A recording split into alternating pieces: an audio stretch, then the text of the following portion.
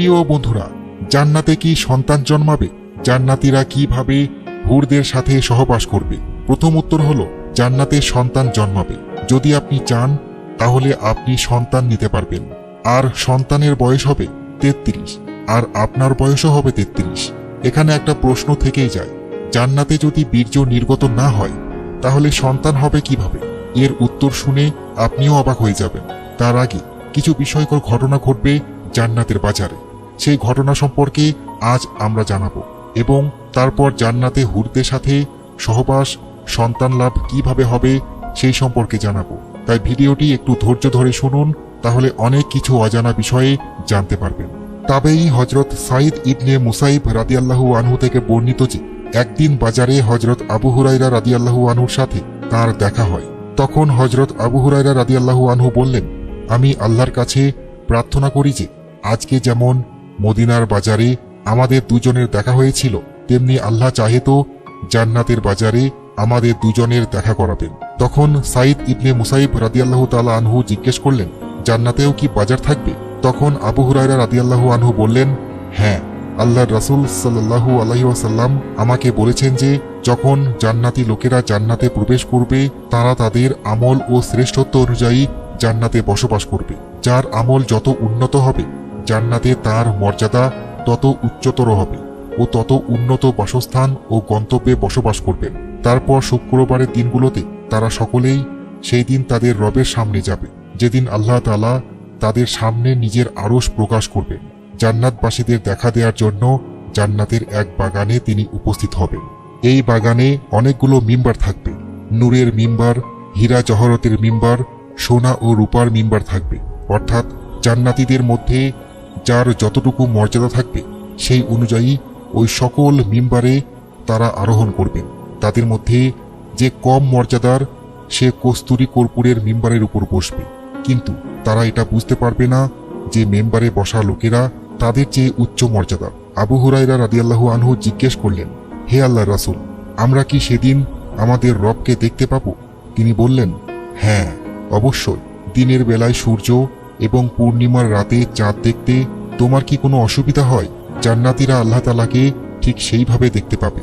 সেই সাক্ষাতে এমন কেউ থাকবে না যার সাথে আমাদের প্রভু সমস্ত পর্দা তুলে সরাসরি কথা না বলবেন। মহান আল্লাহ তাআলা উপস্থিত লোকেদের একজনকে সম্বোধন করবেন, হে অমুকের পুত্র অমুক, তোমার কি সেই দিনের কথা মনে আছে যেদিন তুমি এটা করেছিলে এবং বলেছিলে? এই প্রশ্ন শুনে সেই বান্দা তার অপরাধ স্বীকার করবে এবং তখন সেই ব্যক্তি বলবে, হে আমার প্রভু, আপনি কি সেই পাপের জন্য আমাকে ক্ষমা করে দেননি? আল্লাহ তাআলা বলবেন, নিশ্চয়, আমি তোমার সেই সব গুনাহ মাফ করে দিয়েছি এবং তার ক্ষমার ফলস্বরূপ আজ তুমি এই পর্যায়ে পৌঁছেছ। এরপরে হঠাৎ একখণ্ড মেঘ এসে তাদেরকে ঢেকে দেবে এবং এমন সুগন্ধে ভরিয়ে দেবে যা আগে কখনো পাওয়া যায়নি। তখন আমাদের রব বলবেন যে এই দিকে, এই জিনিসের দিকে আসো যা আমি তোমার মহত্বের জন্য যা প্রস্তুত করেছি, সেদিকে আসো এবং তোমার পছন্দ এবং ইচ্ছা অনুসারে যা চাও তা গ্রহণ করো। হযরত মুহাম্মদ সাল্লাল্লাহু আলাইহি ওয়াসাল্লাম বলেন, জান্নাতের লোকেরা সেই বাজারে পৌঁছাবে যেখানে ফেরেশতারা ঘিরে রাখবে।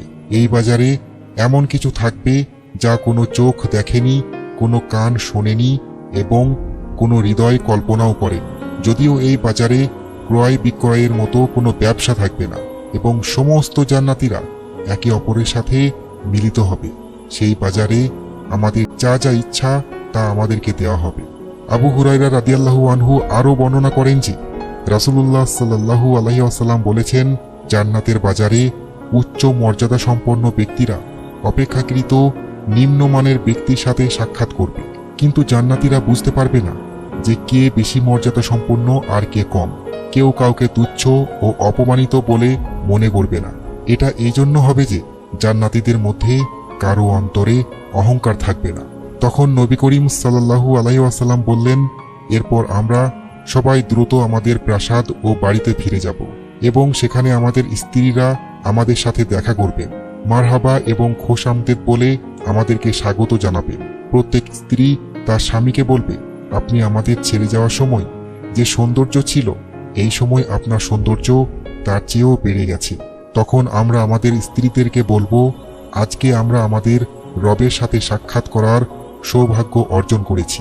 ইসলামী কিতাবসমূহে উল্লেখ আছে যে একজন নেককার মহিলা যদি সে বিবাহিত হয় তবে জান্নাতে সে তার নিজের স্বামীর সাথেই থাকবে এবং তার স্বামীর সাথে থাকা হুরদের নেতা হবে এবং আল্লাহ এই মহিলাকে তাদের সকলের মধ্যে সবচেয়ে সুন্দর করে দিবেন। তারা একে অপরকে প্রচণ্ড ভালোবাসবে।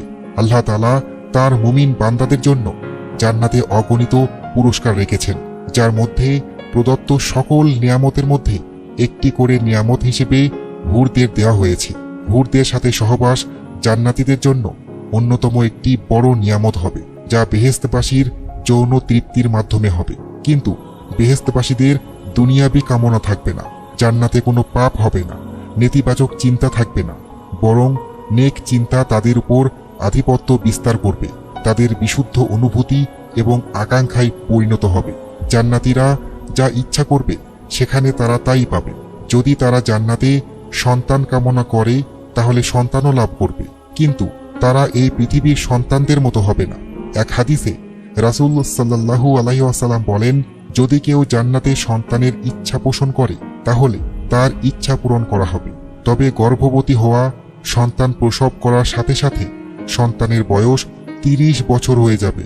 অপর এক হাদিসে রয়েছে, জান্নাতীরা সহবাস করার ফলে তাদের বীর্য নির্গত হবে না, বরং তাদের শরীর থেকে মেশকের সুগন্ধিযুক্ত ঘাম বের হবে এবং সেই ঘাম থেকেই গর্ভবতী হবে।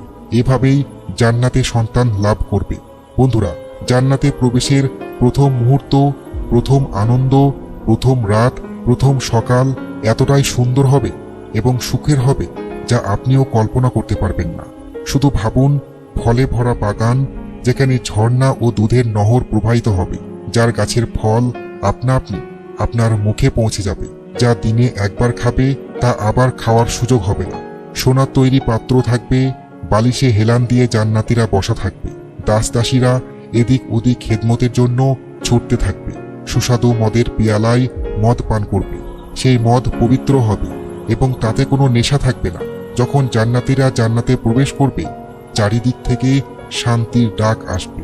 জান্নাতের প্রথম মুহূর্ত, প্রথম আনন্দ জান্নাতীদের হতবাক করে দেবে। নিজের চোখকে বিশ্বাস করতে পারবে না। তারা অবাক হয়ে বলবে, আল্লাহ, এ কেমন জায়গা! এত সুন্দরও কি ধরনী হতে পারে? একবার ভাবুন, রক্তের সম্পর্ক আত্মীয়রা অর্থাৎ বাবা মা, ভাই বোন, স্ত্রী সন্তান, যাকে এক ঝলক দেখার জন্য দুনিয়াতে 100 বছর অপেক্ষা করেছিলেন, হঠাৎ তারা একদিন আপনার সামনে আবির্ভূত হলো। তখন আপনার খুশির সীমা থাকবে না। অনুভব করুন, যখন আপনার সামনে সব ধরনের খাবার রাখা থাকবে আর আপনি সবার সাথে খেতে বসবেন। খাবারের প্রতিটি লোকমা অসাধারণ হবে। এরপর হঠাৎ সেই দৃশ্য দেখা যাবে, যে দৃশ্যের সামনে জান্নাতের মতো মূল্যবান নিয়ামত অনর্থক মনে হবে। এটি সেই মুহূর্ত হবে যখন মহান আল্লাহ তাআলা জান্নাতবাসীদের সাথে দেখা দিবেন। সেই মুহূর্তের আনন্দ ও সৌন্দর্যের সামনে সব সুন্দর দৃশ্য হারিয়ে যাবে। আল্লাহ তাআলা আমাদের প্রত্যেক ঈমানদারকে কবুল করুন এবং আল্লাহ যেন কোনো ঈমানদারকে এই দৃশ্য থেকে বঞ্চিত না করেন।